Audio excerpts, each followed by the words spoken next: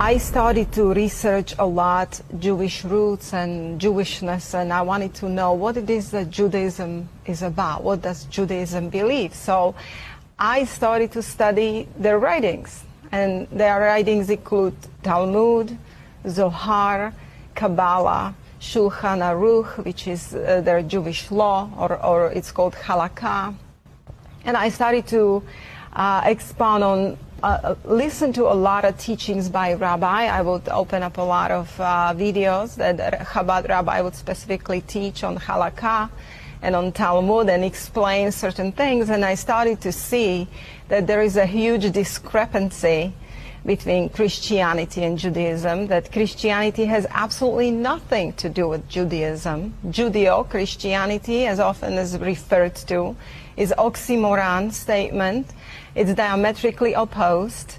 And I started to see that basically they actually are the enemies of Christianity. Yes. So I could not logically understand. And Judaism is not biblical even by Old Testament standards. That's correct. God did not create Judaism.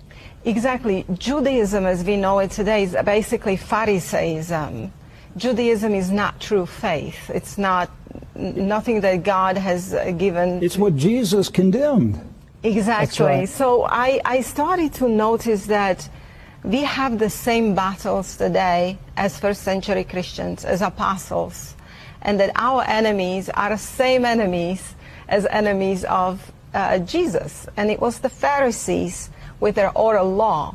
You see a lot of Christians today, especially in Zionist circles, they think that Judaism is about Old Testament, that Judaism is just the Old Testament. All they believe, the Jews, they just believe the Moses law, and they practice the law of Moses. They have 613 commandments. Most of these Christians are not familiar with the Talmud, Zohar and Kabbalah, and where this 613 mitzvot comes from and what they're all about. So I started to study what they're about and what the Talmud teaches, and I noticed that there is actually a plan, there is a plot, and that's a plot against Christianity.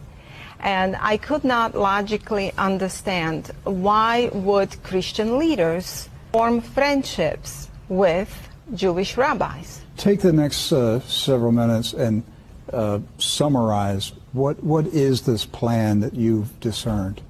Well, at first, let me bring you one of the books here, The Secret Doctrine in Israel by Waite, W-A-I-T-E. And yes. I think it was written in 1909, 1905, something like that? It's yes, and what it explains is the basically secret doctrine of the Zohar, what is behind Zohar, and you have to understand that the soul of the Talmud is Zohar, and the soul of Zohar is Kabbalah, the occultism or sorcery, as I refer to it. Now, this particular book, it doesn't speak against it. It only explains what it is, what the secret doctrine is. Mm-hmm. And here in a preface, it actually speaks of the secret tradition in Israel, together with some account of the manner in which it influenced Christian scholarship in Europe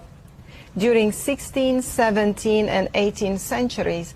It seems like this is a plot that is not new. This has been pre-planned long time ago. They've been infiltrating Christian churches and universities and organizations for centuries. Exactly. To change the gospel. To change the gospel and completely put a virus in Christianity. I call that a virus, leaven of the Pharisees. Mm-hmm. And today's Christianity, especially here in America, has a virus. And we have to identify what the virus is. But it's basically the same problem as Apostle Paul has. It's a Judaizing of Christianity, but they also brought in occultic practices.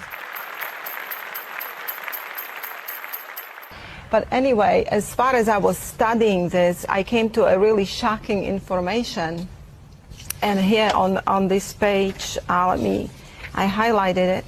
What's in this book? What am I going to find? Well, you're going to find what is actual secret doctrine of the Zohar. It's not pretty. I don't really recommend that people who are not strong in faith, or it's right. A book for the research, for the purpose of researching what the doctrine of actual Kabbalah, Zohar, and Talmud is, what Judaism is about, because once you understand what Judaism is about, you start understanding that these bridges that Christian ministers are making with Pharisees or rabbis today, those are very dangerous bridges. Yes. And on one side, it's always Christians that submit to the Jews. It's always Christians that have to agree not to preach Jesus to Jews.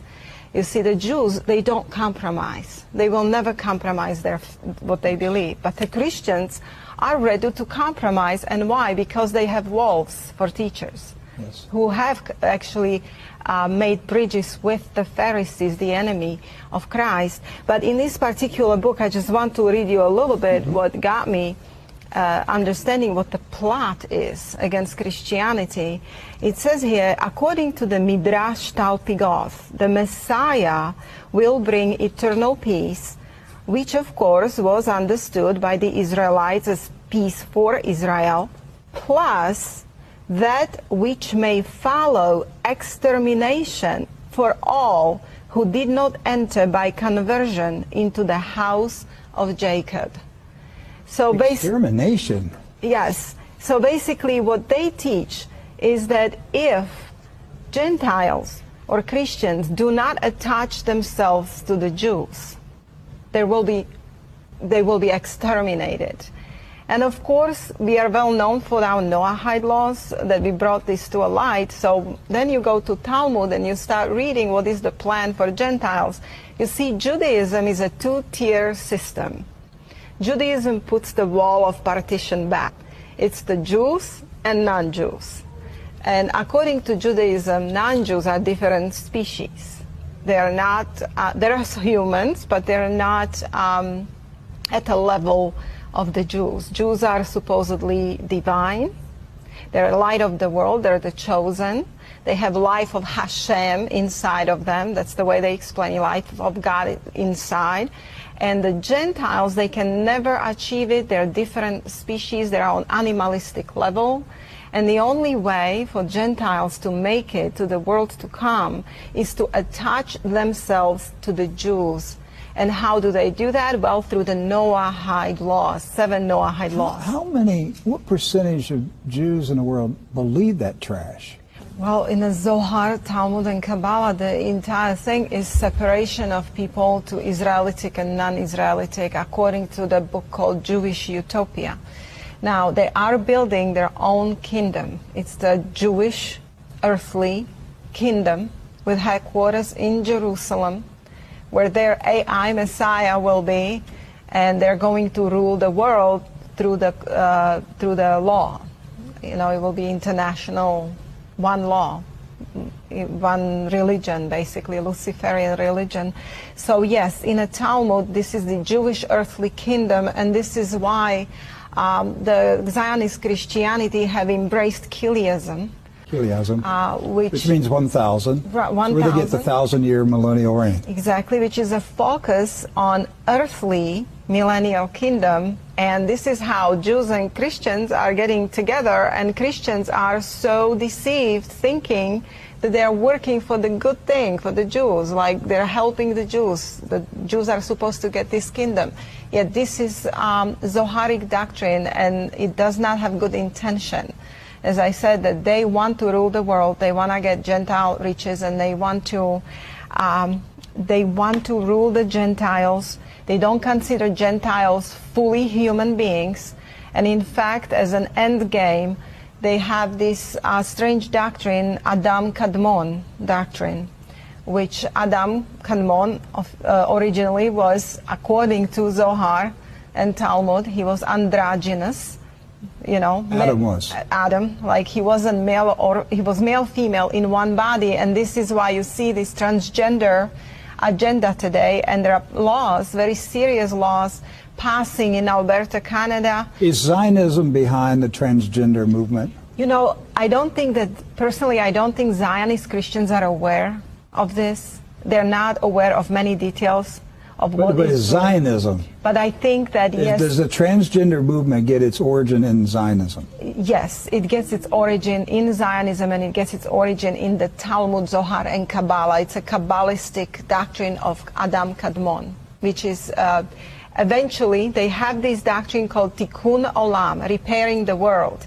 Yes. So how do they want to repair the world? They want to bring it to the original. Who was original Adam? He was androgynous. So now they're putting specific things in food and drink, and they're basically their end game is to make humans that on Earth that will survive whatever it is they're bringing androgynous. The transgender agenda. You have to understand, rabbinic Judaism, that's like the full name of Judaism. The idea that Judaism is diet Christianity, or it's Christianity without Jesus, that's not the case. That's a very, very popular misconception. It is its own thing entirely. It's very, very different from how we believe.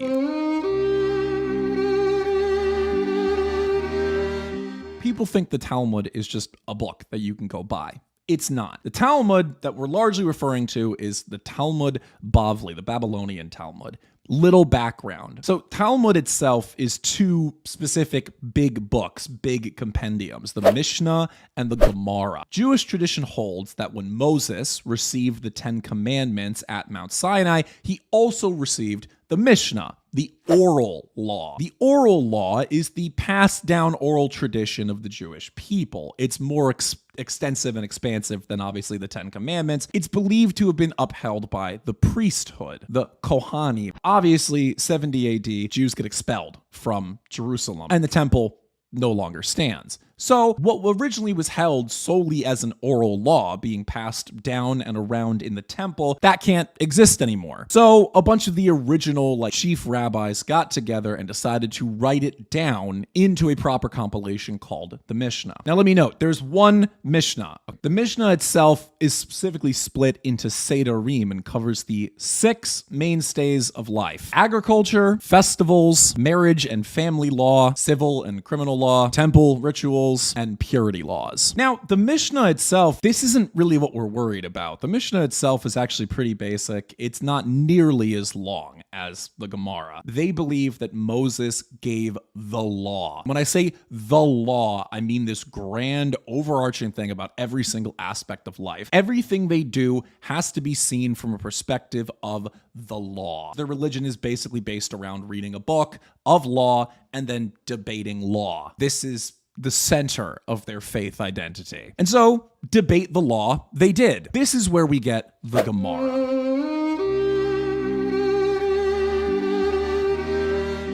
Now, there are 2 Gemara. There's the one from Jerusalem and the one from Babylon. Now, the one from Jerusalem, which has now been put together as the Jerusalem Talmud, so the Mishnah plus Jerusalem's Gemara, not that big. That's not the one we're really worried about. Obviously, it's not that big because they didn't stay in Jerusalem that long. They didn't have a permanent presence there. Their history with Jerusalem is them kind of getting brought in and then kicked out over and over again. So Jerusalem Talmud, not that big. It is the Babylonian Talmud that you specifically are interested in. That's the big one. Obviously, Babylon, modern day Iraq. So when the actual Jewish diaspora starts, the temple gets destroyed and they get kicked out of Jerusalem, a lot of them go into the Persian Empire. This is because historically Jews and the Zoroastrian Persians had pretty good relations, and they lived a pretty good life there. This allowed for the flourishing of the Babylonian Talmud, of the Gemara. So let's note, Mishnah, 200 AD, that's the basis of the book. Gemara, written now at this time. It's a series of debates from the rabbis living in Babylon about what the Mishnah says. This is the background. This is where we get the Talmud. What's in it?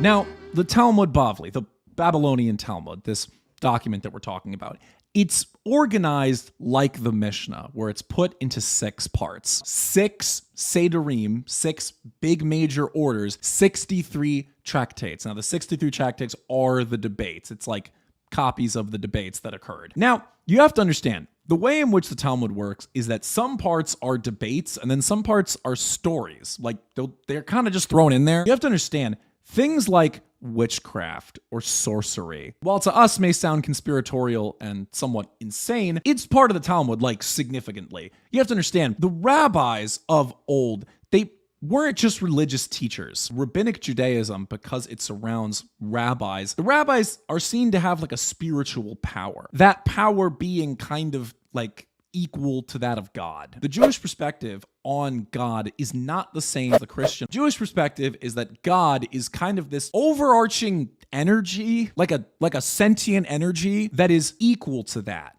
of the Jewish people. That, like, instead of being above the Jewish people, it's like behind the Jewish people. It's pushing the Jewish people forward. Like, there are several occasions in the Talmud wherein the rabbis get into a debate with God and then win. There are several times wherein the rabbis like debate God and then win the debate. And God is like, oh, you rabbis, you got me. And then the law gets changed. A great example is the story of Onkelos. Rabbi Onkelos, very important, famous, early Jewish rabbi. I believe he was a Greek convert. Now, Onkelos, the son of Titus's sister, wanted to convert to Judaism. He went and raised Titus from the grave through necromancy and said unto him, who is most important in that world where you are now? Referring to hell. Let me note, hell and the afterlife is real in Judaism. You might hear a lot from like Reform Jews that there is no hell in Judaism because it's not directly mentioned in the Old Testament. There absolutely is hell in Judaism. They talk about it a lot in the Talmud, like a lot. They call it Gehenna in reference to the valley of Gehenna, a real place on earth where the Israelites used to burn their trash. So he says, who's most important in the next world? Like, who's honored in heaven? Titus said unto him, the Jewish people. Onkelos asked, should I then attach myself to them here in this world? Meaning, should he become Jewish? Titus said to him, their commandments are numerous, and you will not be able to fulfill them. It is best that you do as follows. Go out and battle against them in that world, and you will become chief. As it is written, her adversaries have become the chief, which means that anyone who distresses Israel will become the chief, meaning like a great leader in the world. Onkelos said to him, but what is the punishment of that man in the next world? That which he decreed against himself as he undergoes the following. Every day his ashes are gathered, and they judge him, and they burn him, and they scatter him over the 7 seas. So that's the punishment that Titus received for fighting the Jewish people. Onkelos then went and raised Balaam from the grave through necromancy. He said unto him, who is most important in that world where you are now? Balaam said to him, the Jewish people. Onkelos asked him, should I then attach myself to them here in this world? Balaam said to him, you shall not seek their peace or their welfare all the days. Onkelos said to him, what is the punishment of that man? Balaam said to him, he is cooked in boiling semen, as he caused Israel to engage in licentious behavior with the daughters of Moab. This is again in reference to the story of the Bible, Book of Numbers, with Balaam. Now, Onkelos then went and raised Jesus the Nazarene, Jesus Christ. Let me note, he is referred to throughout the Talmud several times as Jesus the Nazarene, or Jesus of Nazareth. This is, again, mind you, Christ means Messiah, and obviously Jews don't believe that he's the Messiah, but he gets mentioned as Jesus the Nazarene, which is to say, Jesus, that guy from Nazareth. Jesus said to him, their welfare you shall seek, their misfortune you shall not seek. For anyone who touches them is regarded as if he were touching the apple of his eye. Basically, he's warning Onkelos, saying, I touched them, I messed with them, don't do it. Like, it's really bad. They are the apple of his eye. They are God's favorite. Onkelos said to him, what is the punishment for you? Jesus said to him, he is punished with boiling excrement. As the master said, Anyone who mocks the words of the sages, the rabbis, will be sentenced to boiling excrement. And that was his sin, as he mocked the words of the sages. The Gemara then comments, "Come and see the difference between the sinners of Israel and the prophets of the nations of the world. As Balaam, who was a prophet, wished Israel harm, whereas Jesus the Nazarene, who was a Jewish sinner, sought their well-being." They claim that Jesus was seeking the well-being of Jews, but he was wrong. He wasn't the Messiah, and he was wrong, and he made fun of the rabbis, or really, he questioned the rabbis. In trying to do what was right, he questioned the rabbis, which was the worst thing you can do, and that's why he receives the worst punishment of all. If you read the New Testament, when Jesus speaks to the Pharisees, like I said before, they believe that the rabbis kind of harness the power of God, that God is behind the rabbi. If you question them, you're out. That's the Talmud. Like I told you, they believe in like magic, and they believe in all this kind of like folksy stuff about Mary. His mother was Miriam, that's the Aramaic form of Mary, who braided women's hair. So she worked like a lowly kind of job. This one strayed from her husband, meaning she was infidelitous, that Jesus was born from infidelity. She who was the descendant of princes and rulers, so from the line of David, as we know from the Bible, she played the harlot with carpenters, basically saying that she was a whore and slept around. They specifically talk about the law surrounding Jesus' crucifixion. On the eve of Passover, they hanged Jesus of Nazareth, hanged referring to crucifixion. And a herald went forth and cried aloud for 40 days beforehand, "He is going forth to be stoned because he has practiced sorcery and enticed Israel to apostasy. Anyone who can say anything in his favor, let him come forward and plead on his behalf." But since nothing was brought forward, he was hanged. So let me note, if they ever try to tell you that it was the Romans, like it very explicitly says here that they did it, that he was hung on Passover for questioning the rabbis. How do we know what is accepted by these people and what isn't? This is where we enter a very important figure called Maimonides.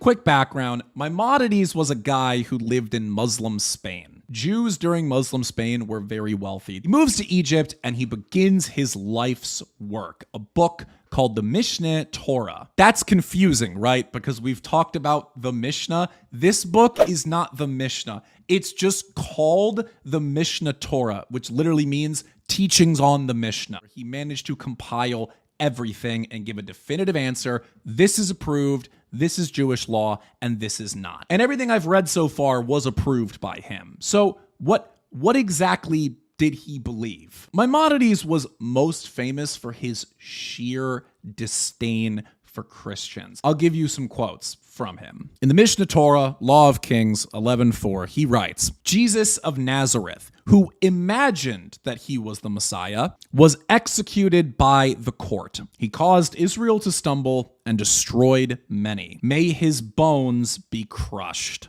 Every single time that he refers to Jesus in the Mishneh Torah, he follows it up by saying, "May his bones be crushed." Like every time. This is because Maimonides believed if you said the name Jesus, it had to be used as a curse. You can't use it as a name. It's like a slur. And so anytime he refers to Jesus, he follows it up, "May he be tortured in hell." Another big part of the Mishneh Torah is called the Birkat Hamanim. The Birkat Hamanim is one of the blessings. It honestly, it'd make more sense in English to call it the curse of the heretics. Here's what it says in English. "For the apostates, let there be no hope," meaning those who left Judaism, "and uproot the kingdom of arrogance speedily in our days," referring to Rome or referring to like Christian kingdoms. "May the Nazarenes," that's the Talmud word for Christian, meaning people who follow the guy from Nazareth. "May the Nazarenes and the infidels," minim, "perish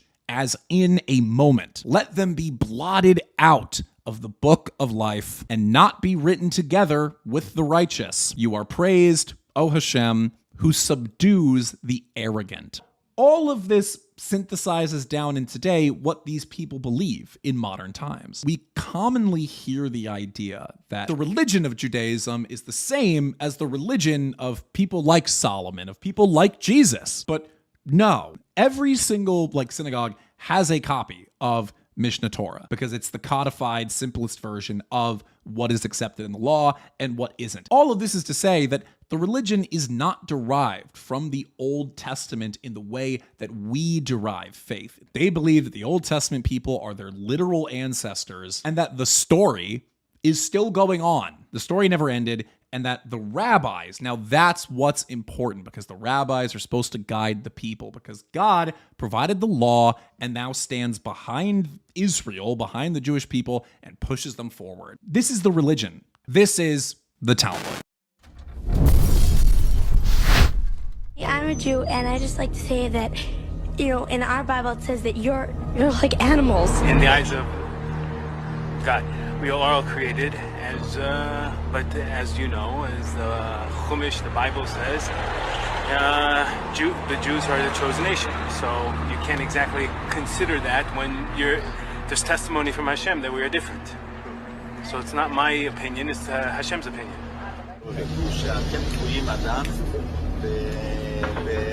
והגויים לא קרויים אדם. כל הגויים הם, איך קוראים? בהמות? בשביל לשרת את היהודים. כל הגויים שאתה רואה שיש בעולם, המיליארדים האלה, הם הכל רק בשביל שהיהודים יהיה להם איזה תועלת. כל אחד יהיה לו אלפים עבדים. 2,800 עבדים. הם בונים לנו רכבים, דירות, בניינים. למי בונים את זה? לנו. משרתים את היהודים. טוב, אני לא טוב, להביא את המספר המדויק. על כל יהודי אמור להיות 800 או יותר עבדים. Do you believe that the Gentiles, the Goyim, will one day become the slaves of the Jews? So I believe it's part of the Torah. אני חושב שיהודי הוא קצת יותר, בוודאי שיהיה לי עדיפות גדולה הרבה יותר לעזור ליהודים מאשר לגברים. למה? למה? כי יהודי הוא אח שלי. יש לי ייעוד גדול יותר. הייעוד שלי הוא חשוב יותר. פשוט ליהודים יש דרך חיים שבורא עולם נתן לנו. הגויים אין לזה, הם פספסו. Do you see Jews and non-Jews as the same? כאילו שווה ערך. No, I see Jews as the chosen nation. I think that Jews should have more rights than non-Jews. The children of Esav that hates Yaakov, the children of Amalek that hates Yaakov, the children of all the ones that had that black bitterness instead of a soul, that black, dark, horrible, depressed, negative, and awful shadow as a poor replacement for a soul, still hating us, still jealous, still don't know what to do with our goodness. We're not melting into their hatred and to their false blames. We keep on producing goodness and beauty and shine out to the world, and they can't stand it. You have no idea how lucky we are that we are Jews, because the world is going crazy with jealousy about this. But you see, the fact that they know they are not Jews does cause them all this hatred and all this resentment that they have towards us, because the world knows more than what we know, the meaning of being a Jew. Why do you think they hate us? Why? What have we done? We ask, what is wrong that they found in the Jews? Jews should be beloved everywhere. You know, Jews should be beloved everywhere. Wherever you go to China, you know what should be? The Chinese should say, oh my God, this is a Jew. Let's bow. You know, anti-Semites like to say that Jews control the world. Well, let me tell you a little secret. In many ways they do, because our influence is beyond any type of rational understanding. We are a minute percentage of the world. And yet the impact of Jews and Judaism on the world is incalculable. Maybe you shouldn't tell anybody that I said this, but you know all those tropes about Jews controlling the world, or at least wanting to control the world? They're actually true. Dear Gentiles, you've got to stop. I like you. I don't hate you like the rest of the Jews. But you have to stop. You have to stop with hating Jews. You have to stop with the anti-Semitic comments. You have to stop telling everyone that we're all communists, that we all want to destroy the white race? I mean, yes, it's true. But you shouldn't be telling this to everyone. It makes my people angry. It makes my people do even worse things. You know, everybody blames the Jews for killing Christ, and then the Jews try to pass it off on the Romans.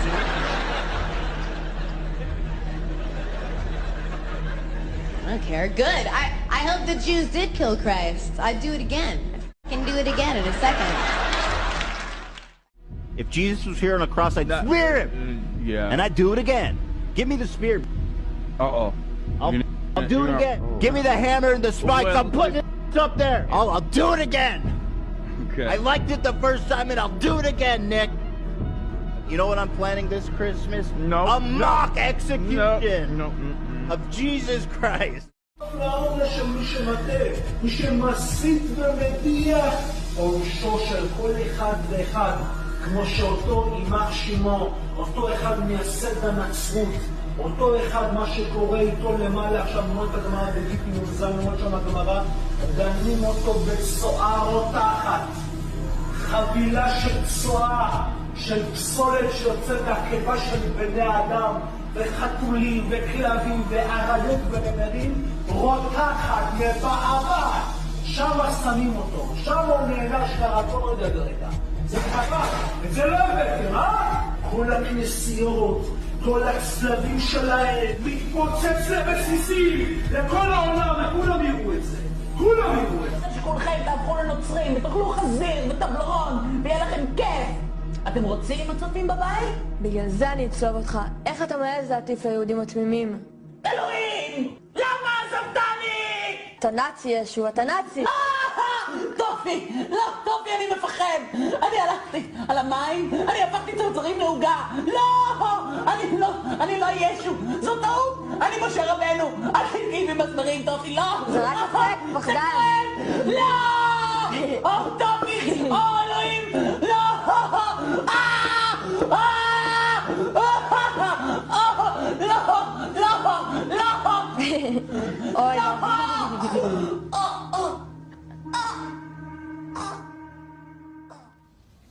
Share in the name of our teacher, my teacher, Tali Adler. The greatest lie humanity tells itself is that we have outgrown human sacrifice. We call it by different names now and make our offering to different gods. We offer young men we call soldiers, as if the designation means that their mothers cry less when they die. We call masses of humanity collateral damage and turn our eyes away from the pictures of their lifeless bodies as we sip our morning coffee. And the truth is, we don't do it because we are heartless. We do it because we believe that it is necessary for the world to keep running. We do it because we believe that the gods whose favor we so desperately seek, freedom, security, prosperity, flourishing, that they demand blood as the price of their favor. We do it because we cannot see any other choice. And made us to sacrifice Isaac, he is just accepting the same bargain of blood we still accept today, that some need to die for the world to flourish. When God stops Abraham from killing his son, God's children to live. Maybe. Porque as nações mais poderosas do mundo têm que se ajoelhar. Foi o que aconteceu com o Egito, o que vai acontecer com a América, é o que vai acontecer com a Alemanha, o que vai acontecer com a França, é o que vai acontecer com Londres, Inglaterra, vai acontecer com a Polônia, e é o que vai acontecer com a Rússia, é o que vai acontecer com a China. Mas estamos quase lá, pessoal. Está acontecendo. É isso. Todos eles vão se ajoelhar, especialmente os ocidentais. Eles vão cair com força por como nos trataram nos últimos 2000 anos. Pela destruição do segundo templo e por como nos trataram, Hashem vai derrubá-los com força. Porque a razão pela qual Deus está fazendo isso é pelo seu nome neste mundo. Israel is not the one God is talking about. But Israel in the Middle East, the state of Israel is not Bible Israel. The state of Israel was a political and economic orchestration in 1948. The Rothschild actually created the state of Israel, historical.